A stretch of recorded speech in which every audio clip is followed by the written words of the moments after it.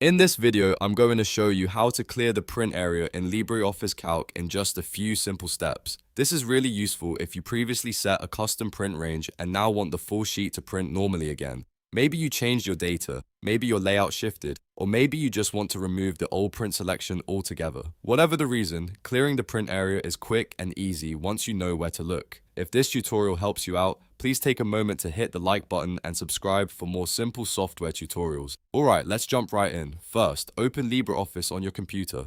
If you're starting from the home screen, look on the left side under Create and click Calc Spreadsheet. That will open a new spreadsheet file. If you already have the spreadsheet you want to change, you can simply open that existing file instead.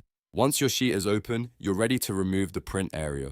Now go up to the top menu bar and click Format. This menu contains several layout and page setup options, including the settings that control printing. After clicking Format, look for print ranges in the drop-down menu. Hover over it or click it to open the related options. This is where LibreOffice stores the custom print area settings for your spreadsheet.